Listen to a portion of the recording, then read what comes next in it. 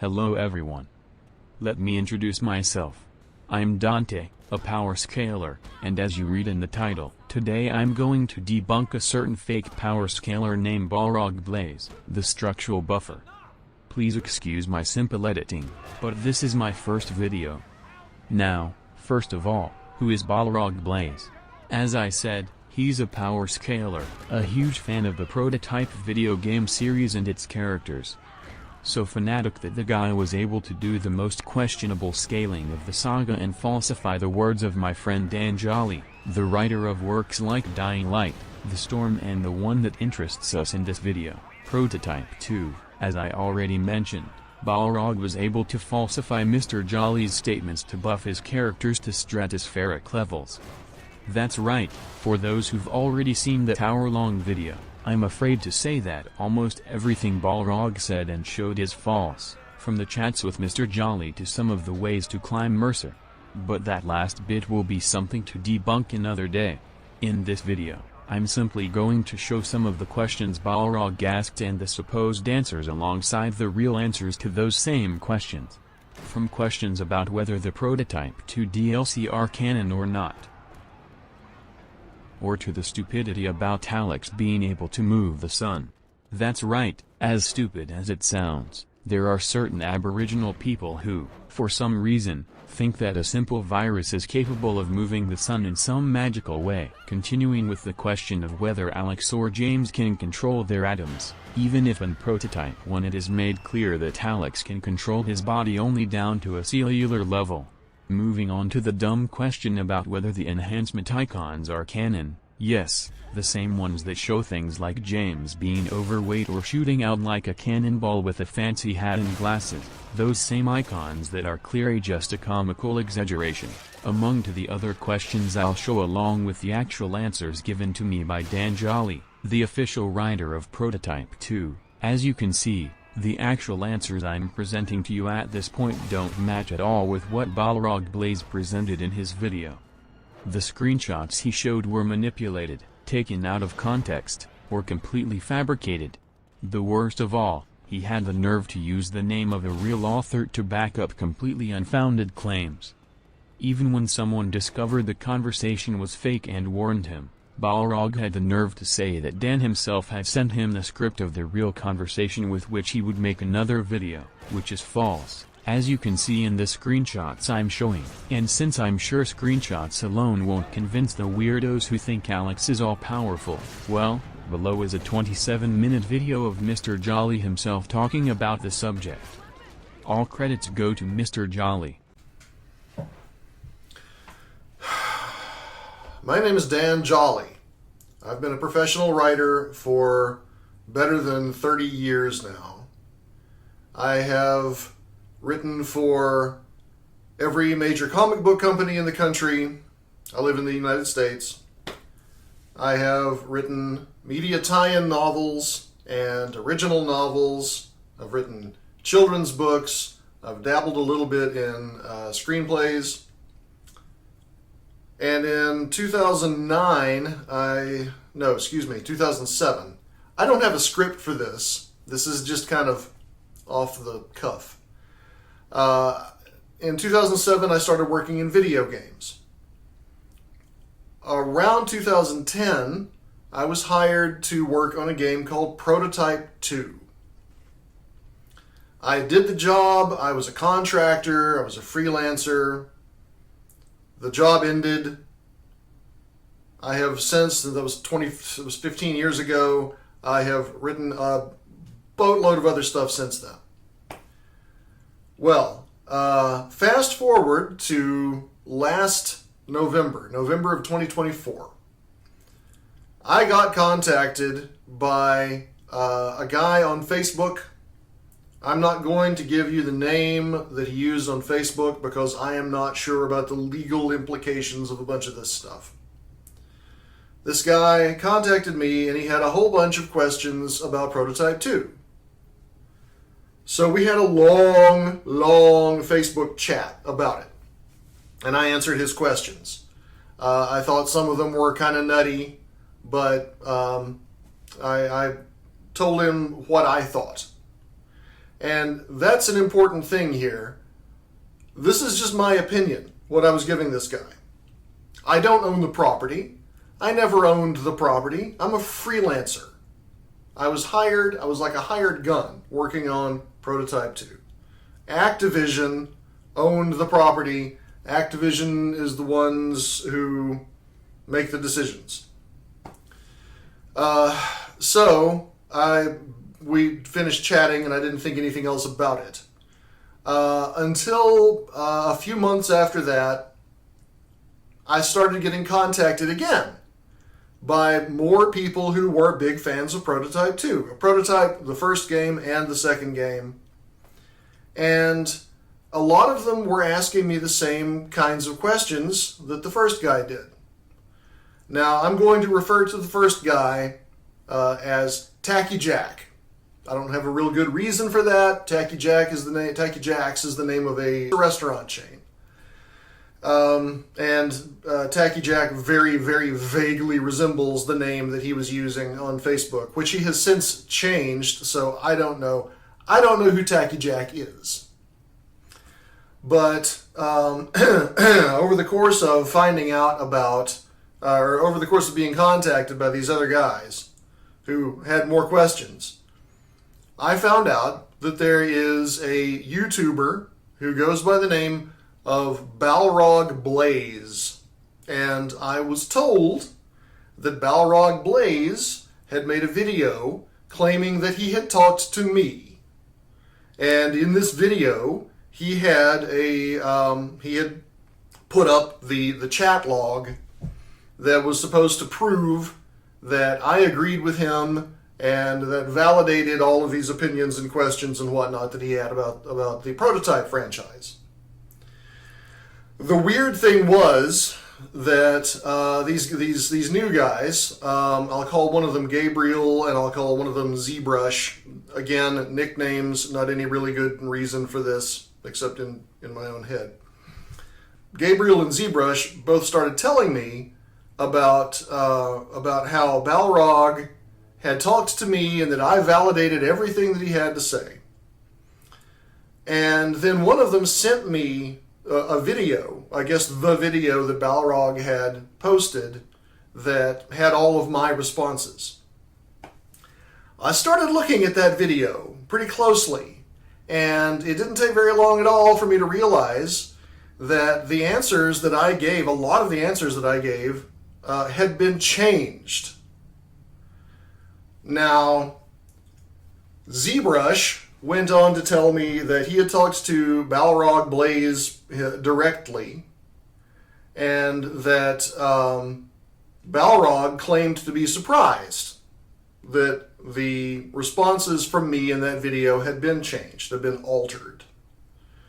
ZBrush told me that Balrog was very unhappy about having been made out to be a liar. I've never spoken to Balrog unless he was Tacky Jack. I don't know. But there's two things here.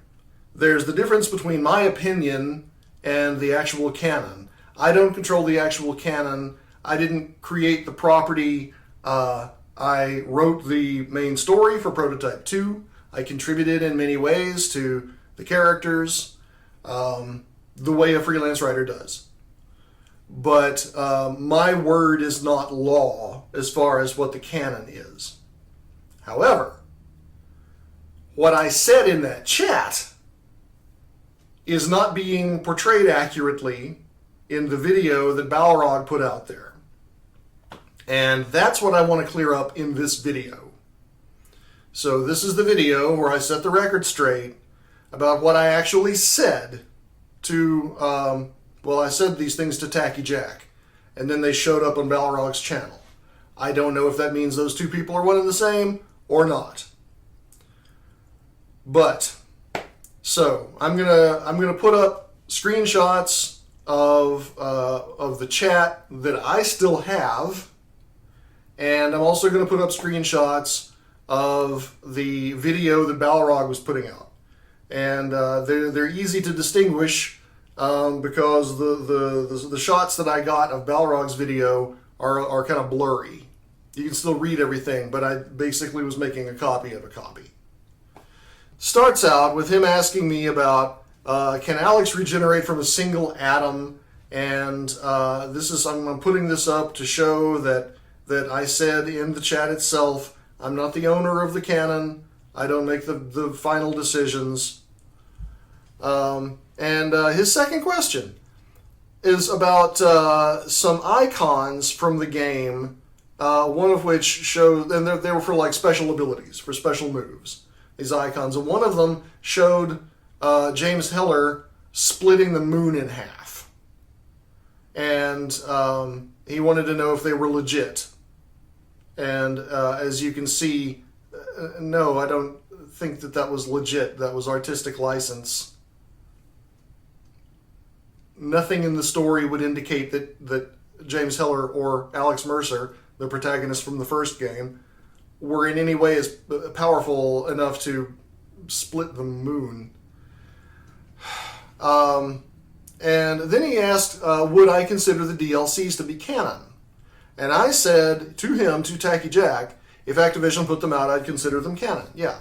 Well, I, at the time, did not know what the DLCs were about. I didn't know what was in them. So now that I have been told what the DLCs were about, they don't sound like canon to me. But again, I don't control the franchise. I was a hired gun. Then he says, he asks me a question and says that if I agree with him on this, it will change the Prototype franchise forever. And wants to know if James Heller and Alex Mercer can alter their bodies on the atomic level. And I said, no, I don't think so. I think it's probably on the molecular level. And here's where it starts getting interesting. Because he went in and changed my answer. So since atoms make up molecules, the atoms get rearranged. They can deliberately decide whether they want to affect the atoms themselves or not. Yeah, I didn't say that.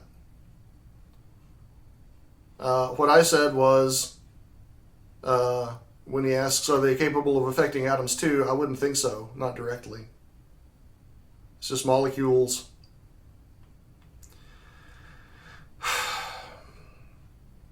So whenever Alex transforms, he causes weather to change. Now, apparently this is a big deal. Apparently, Balrog decided that because there was a special effect that when Alex Mercer uses certain powers, it got dark around him. And he tilted the camera up and saw that when that happened, the sun went skidded across the sky. And this is the answer that he claims I gave. It's a thing that was intended to happen, so it's legit. Now, here's a couple of the responses that I actually gave him. And I don't think that there's any... I mean, of course they don't. Of course they don't move the sun.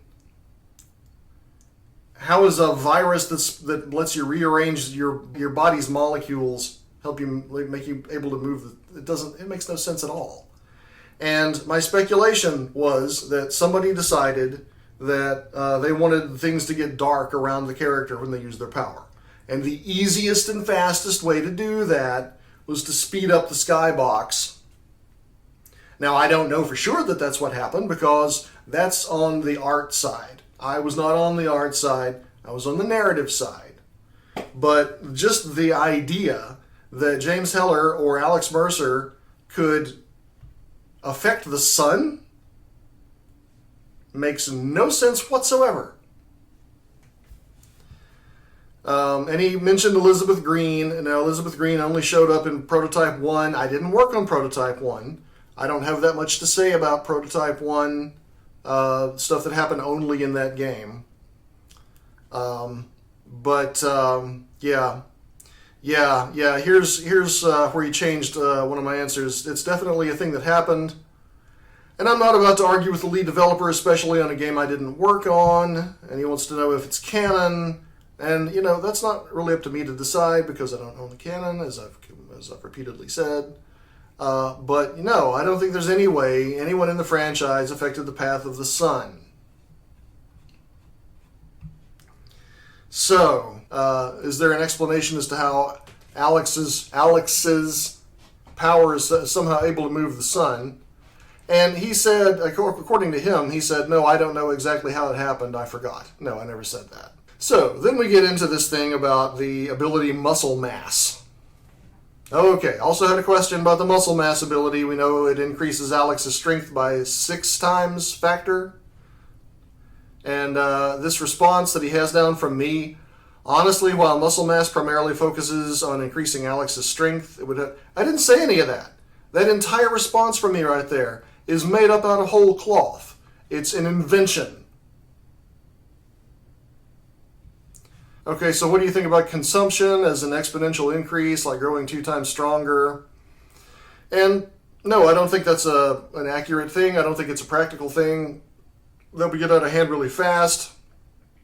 I always thought that when Mercer or Heller consumed someone, it added a little bit, like refilling a fuel tank. And he keeps at it. Do prototypes and evolved get 2 times stronger every day? I said I don't think any of them get twice as strong every day. It was a slow, gradual process. And if you got twice as strong every day, that would it's like an exponential thing. You would get godlike like immediately. It makes no sense. And also, was the increase like stagnant after the final upgrade, or is there no limit to how much his powers can increase? In this response right here, no, the increase isn't stagnant after the final upgrade. Theoretically, if Alex were to continue evolving, there'd be no inherent limit to how much his powers could increase. I didn't say any of that. That's another one that's just completely invented. I don't know. I mean, that's not based on a response of mine. That is not a response of mine in any way. Never said it. And and this is going to be important. Where he says, "Were you the lead in the project?" I was the writer. I was the writer that they hired. I was not the lead developer. So then he has this long question here about the evolved and prototypes and getting stronger over time, kind of covering ground that we've already covered. Since they can affect other infected's bodies, mentions Dr. Gutierrez. And then another example where this attributed to me. Yes, they get stronger on the fly, and their body constantly adapts every second. Nope, never said that. Never said any of that. That's just someone making stuff up. Who? I don't know. I mean, I assume it was Tacky Jack. This is what I actually had to say. I don't know that they get stronger over time so much as they just get better. And then, do the evolved have potential for growth like the prototypes? Can an evolved become a prototype? Once again, I'd say yes. I think Mercer was the absolute peak until he created someone even stronger in Heller. Those two are the most powerful and will probably stay that way unless something else comes along. What I actually said was, I think Mercer was the absolute peak until he accidentally created someone even stronger in Heller. Those two are the most powerful and will probably stay that way. His question, can the prototypes and evolved's abilities grow endlessly? Like in Prototype 1, they could change their body on the cellular level, according to the artist, and guides on the molecular level. In Prototype 2, they say they can change it again on the molecular level. And this response attributed to me, yeah, as I've stated, I think it's a molecular level to atomic level ability. They don't have any limit, and any of their abilities could grow endlessly. Nope, never said that. What I actually said as demonstrated right here, I'm sure there's some sort of upper limit to the ability that hasn't been reached yet. Next question. If Prototype 3 were to happen, would it still follow James or a different protagonist? And if a different one, would they met James eventually? And this is my favorite one out of this whole bit. That would be up to Activision. I was also the former president. The company's name was Radical. Radical with a C, not Radial. I was also the former president of Radical Entertainment. If it were up to me, the protagonist would probably be Heller's daughter as an adult. Now, this is what I actually said. I was never the head of Radical. Why would I am a writer. That is, professionally, that is all I have ever been. That is all I have ever wanted to be. That is what I intend to be until I die. I have never been a studio head.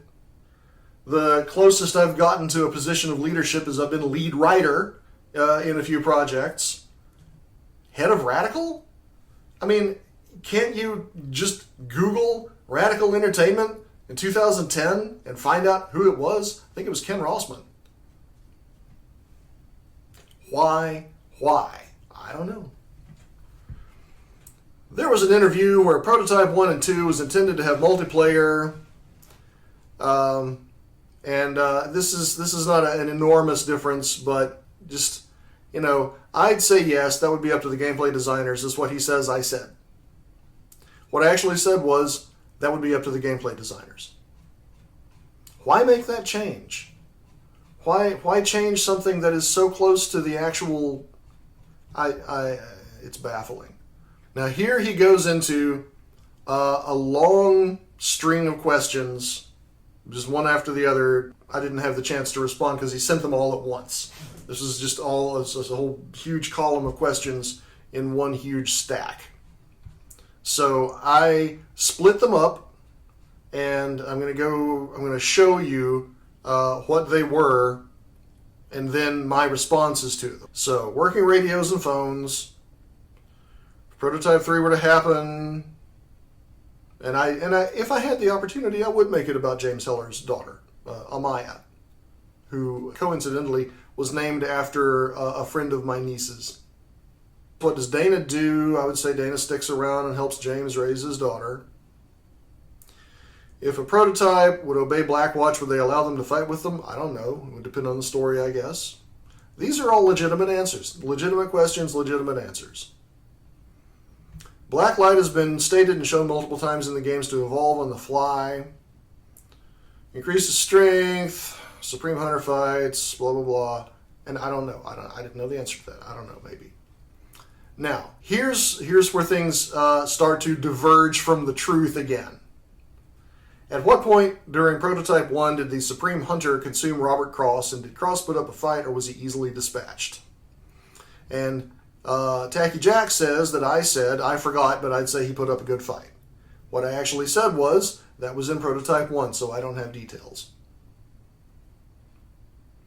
Do you think that Supreme Hunter's statement regarding the nuke being able to vaporize Manhattan was a fluke? Would his statement of being able to withstand the bomb once he has consumed Alex?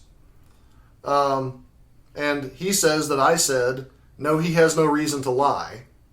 Whereas what I actually said was, as I have told you before, I don't think any of them could survive a nuke. And that's like direct hit with a nuke. Ground zero with a nuke. I think that would do it. How did the black light come to be? Was it from space, or was it something natural that formed on the planet? And according to him, I said, I don't remember. What I actually said was, I think scientists created it, probably by accident.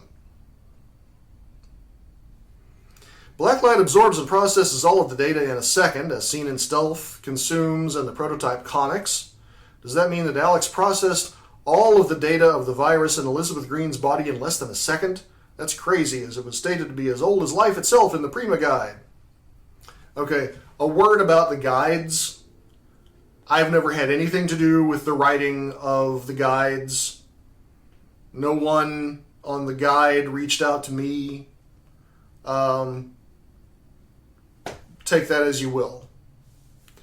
The answer I supposedly gave was, well, yeah, I guess, though this does make me wonder how fast Alex really is. What I actually said was, I still, as I've told you, don't think Alex or Heller absorbed someone's entire life. I think they absorbed the information they were looking for. Each enemy that Alex and Heller consume makes them stronger, but we also know that the enemies themselves get stronger to catch up to them.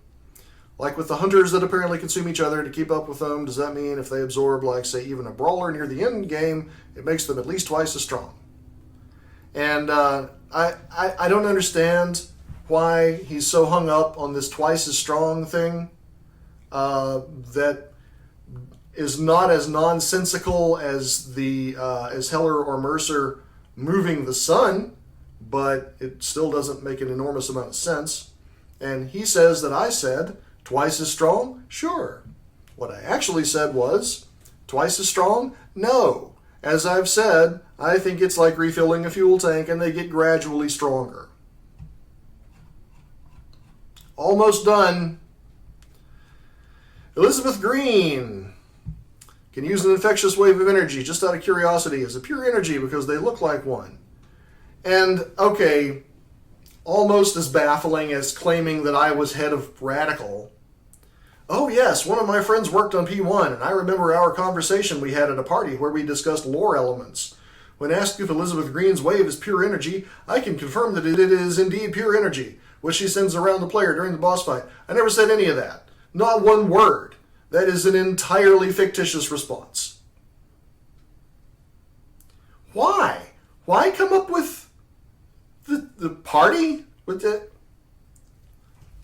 What I actually said was, I already told you, I don't have details about stuff in P1 because I didn't work on it. I don't know what was intended for Green. Neither Alex nor Heller can manipulate pure energy. And that's apparently something that's been discussed because Elizabeth Green was shooting like what looked like balls of energy. There's been some discussion of, oh, does this mean that Alex Mercer or James Heller could move faster than light? No. No. That makes absolutely no sense. If you can see something moving, if you can see, like, if you turn on a flashlight, can you see the beam travel across the room until it hits the wall? No. If you can see these attacks moving, if you can dodge them, no, it's not faster than... What? Anyway. So then back to the upgrade icons. Once again, he asks, are the upgrade icons canon? Someone of them shows Heller levitating and other stuff. And he says that I said, are they canon? I'd say yes. So this is the actual question and response. Are the upgraded image icons canon? And I said I had zero to do with the icons. That's strictly art department. So that's it. That should set the record straight on all of this stuff. Did I want to make this video? Do I enjoy seeing myself on camera? Do I enjoy hearing my own voice recorded? No, I didn't want to do this. But I also don't enjoy having a whole bunch of stuff attributed to me when I definitely did not say any of it. So, special thanks to a friend of mine that I will refer to as El Diamante. That's it. Bye. Well, after that informative break, it seems to me that we have covered the most important thing in this video, which was to disprove that lying rat called Balrog Blaze. Although I plan to do equality scaling with real evidence on Alex Mercer's level, I will do it in another video. The most important thing today was really to disprove the false captures that Balrog used for his mediocre and meaningless arguments to scale the eternal structural called Alex Mercer. I'll wait for you in the next video where I will demonstrate why the edgy virus is overrated. That's all for now. Thank you very much for watching the video. Good night, and see you then.